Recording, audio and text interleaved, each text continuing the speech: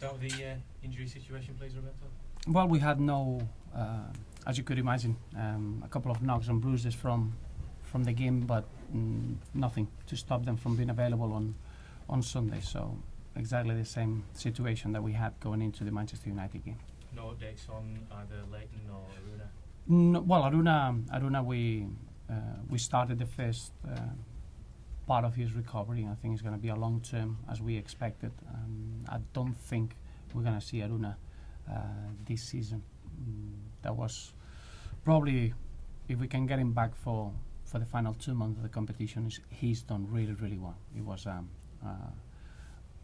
big chunk of cartilage that he had to be repaired in his knee in that incident against Hull City, and we're very pleased in the way that everything is gone. But it'll be difficult to see Aruna this season.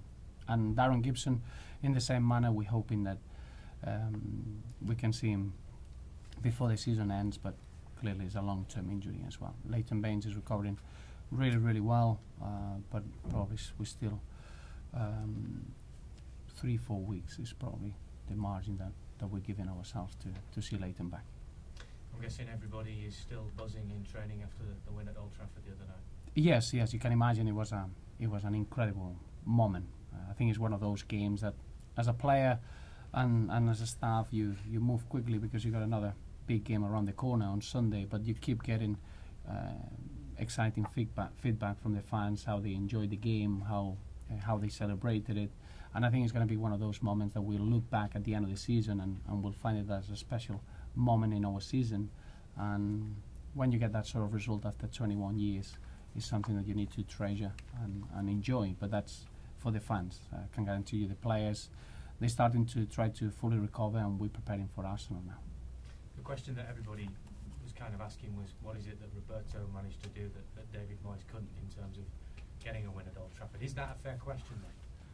Well, no, you're not going to stop that sort of question from the outside. I think what I always focus myself is try to be as strong as we can be this season, and that meant not to lose anything that we had good in the dressing room, and then try to bring a real extra competition for places. I do think that now every player needs to focus on their own performance and give everything they have for the good of the team, knowing that there are other players that they're ready to take those positions. And I think that's given us a real good focus. Then it doesn't matter who you're playing against or where you're playing, you need to concentrate on your performance. And I think that's what we're going to do. We're going to fulfill the potential of the squad. I do feel that we haven't reached that yet, and that's where we're pushing ourselves to try to achieve. And that narrows the mentality really well. I was extremely proud in the manner that we perform at Old Trafford for long spells. Is how you cope with adversity, and we finished the game really, really strong, and we showed a mentality that we didn't have the right to have, because we never had a good result for the last 21 years. So that really impressed me. But in the same manner, I know that we can play better, and I know that we can improve, and we have to improve going forward. Before the game, David Moyes was a little bit worried about what sort of a reception he might get from some of the Everton fans, and when the goal went in, there were one or two songs from the Everton travelling fans about him perhaps getting sacked in the morning, as the old song goes. Were you a little bit disappointed by that? Well, if you ask me, I think we are honoured or privileged to have the away fans that we have. Believe me, when we go away from home, you got the away stand making you feel that you're playing at home, and that's the only thing it matters to me. I'm sure that I said it before the game, this is not a game about myself and David Moyes or the previous regime at the club. This is a very, very important game between Everton and Manchester United, and it carries on being in the same manner. We delighted that our away fans are terrific, are the big part of what we want to do, and that's the only thing that concerns me. There seems to be a real excitement about what Everton are possibly capable of now this season. Are you going to have to be careful about managing expectations? Not really, no. I think we want those expectations. I think I always said the tradition and the history of our football club has to be used in demanding from each other. I know that financially probably we're not fighting against another 6 budgets that they are in the league, but I think that just pushes you to be creative and finding the way that to overcome that. Sometimes you need time to find those sort of solutions. But I want Everton to have the expectations of being expecting to win games and do well. That's what we want. And then when you give everything you've got, you can look back at the end of the season and see how the season has gone. But I think everyone is aware that we know that is a tough ask to try to compete against some of the big spenders of the league. But so far this season we showed that we can enjoy our football, that we got a terrific blend of players in this dressing room, and we're excited about fulfilling that potential. That's the only thing that matters. Speaking of spending, won't be long before the transfer window opens and the old speculation will start. I mean, Aidan McGeady is a name that's been mentioned specifically with Everton. Is there anything in that one at all? Are you looking at plans for them? Yes, as you know, we're going to use window as the window in January to try to help the team, because we lost two players that I feel for the long term, Aruna Kone and Darren Gibson, are very, very important players for us. So we'll try to see if we can identify one or two players that they can help the group. In terms of who those players are going to be, unless they're out of contract, I will never mention players that they are registered with other football clubs. So we've been working really hard so far to try to identify who could help the group, but it's not going to be anyone. It has to be a specific personality that can bring certain qualities to the side. But that's what we're looking for January. And having gone to Old Trafford and finally got a win, can you take on Arsenal without any fear now? Well, I don't think we played with fear this season at all. I think we beat Chelsea at home, and to beat Manchester United away showed an incredible improvement to our performance at Man City, and that pleased me a lot, because I thought when we went to Man City probably we didn't have the right belief in throughout our performance to get the 3 points, and I think we showed that at Old Trafford. I think Arsenal deserves a lot of respect. If you, in the first 14 games, you're capable of winning 11 games, I think you're the outstanding team in the competition, and that's why we'll have to be at our best. But again, we're looking at ourselves to try to use this as a terrific test to see how quickly we can improve and how quickly we can challenge these sort of sides. So it's an exciting game. Just a last couple. The World Cup draw is going on later on today. Apparently in the rehearsal, England drew Spain, which is interesting. What do you think of that possibility, that possible scenario? Well, I think in the World Cup, it's fair to say that it's been played in Brazil, and I think that's going to play a big part. I think the big national teams that you want to avoid are the South American sides. I think European sides, you always suffer when you play in South America. So I don't think the worry for England will be an European side. I know that the outstanding candidates from Europe have to be Spain, Belgium and Germany, but I do feel that the teams to fear, because of the way they're going to play, the mentality that they bring into these events, are the South American teams, and you will want to avoid Brazil and Argentina. But clearly the excitement of the draw is well understandable, because the draw could make the difference between allowing you to get into the later stages of the competition. So it is a big excitement surrounding the draw, and rightly so. And I think I'm right in saying in the last World Cup in South Africa you were over there doing some media work, weren't you? And obviously the sad news has come overnight that Nelson Mandela has died. You must have got a sense while you were there of just how big an influence he was on that country. Yes, an incredible leader, not just from a political point of view. I think as a human, the human side was incredible. A leader of a just culture and an incredible inspiration. During 2010, it showed that anything is possible, to be able to be the first country to organize a World Cup in Africa, and it was little targets that allows anyone to have those dreams and being able to fight for them. An incredible inspiration, and since then it's been a joyous time that is for everyone to have I'm sure that everyone around the world has got somehow a memory from Nelson Mandela, and it was a terrific memory. Just a couple, if I may. You obviously won with Wigan last year at the Emirates Stadium, so what's the secret? Well, the secret is that you have to be at your best. I think the Emirates Stadium is one of the hardest places to go and be yourself. I think Arsenal as an attacking team is as good as it gets. I think the movement and the forward play requires maximum concentration in everything you do.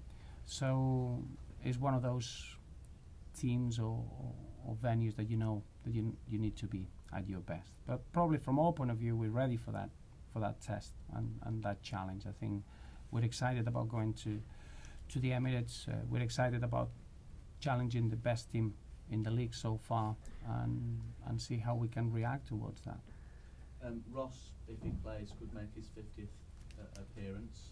Is he ready now for that sort of platform as well, for appearing in grounds and games like this? Yes, yeah. I think I said it before. I think Ross has come a long way this season. I think his mentality now is ready just to be ready to help the team and be in a position that he can enjoy his football and be productive for the side. It was his birthday yesterday, turning 20. I think you don't get any better mental moment to enjoy your football. So Ross and all the youngsters at the club, they come a long way and they're ready to help the team. And Nikicha is still waiting for his 50th start. Well, how's he at the moment? Because I'm sure he would agree he's not having the best of times compared to how he started here. So how do you feel he's doing? No, I think obviously Nicky is an incredible professional. He's been working incredibly hard behind the scenes, and I would agree with you. I think any player wants to start and he wants to play games. That's you need to have that in your nature. Otherwise, you will never be a professional footballer. But in the same manner, I think it's been key in pushing other players to be at their best. It's been setting real good standards in training, and is a vital player for us. I think sometimes people from the outside, they look in the players that they start or the players that they play is a bigger picture than that. I think you're setting ways of working, group dynamics and standards in a daily basis that as a team you're going to perform relying on those standards to be really high, and Nicky has been pivotal on that. Obviously he wants to play and is working hard towards that. I think Brian Oviedo has been a real good example for any footballer that needs to be ready behind the scenes, waiting for the opportunity, and then when you got the opportunity, there are no excuses. You need to enjoy your football and take it. And I think Nicky is in the same boat and is ready to help the team whenever it's needed. Just two more finally, if I may. We've been speaking to Gareth Barry this week as well. At what point do you start thinking about what happens at the end of the season with him? Well, it's very, very clear with Gareth. I think all we wanted at the beginning of the season is to allow Gareth to have a big role at Everton. First, guiding the youngsters through and helping them along, especially James McCarthy and Ross Barkley playing in that central midfield. It was important for us to get that sort of player. Then after that, it was for Gareth to carry on with the level that he showed in the last few years.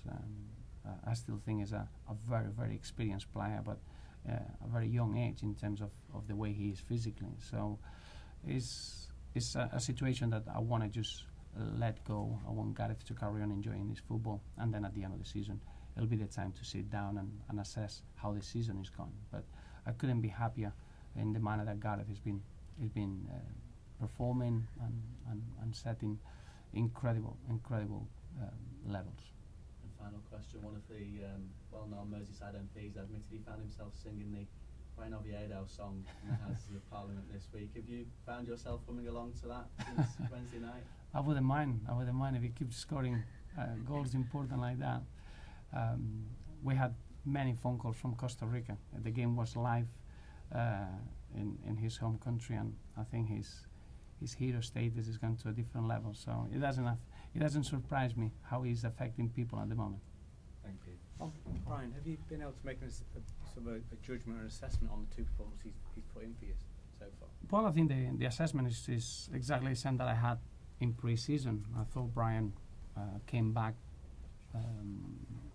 ready for this campaign, showing that he was ready to cope with the physicality of the British League. I think as a foreign player, when you come to the Premier League, you need a little bit of time to adapt and to get used to what's needed in this competition.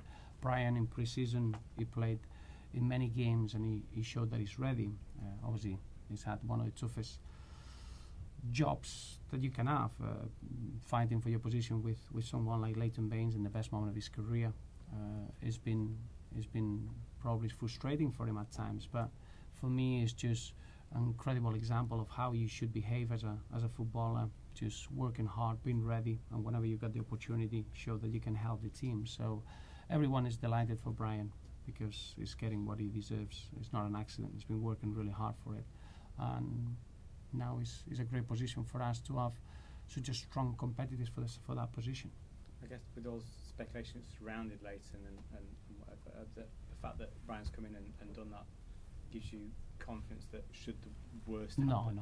No, nothing changes because we're in the middle of the season.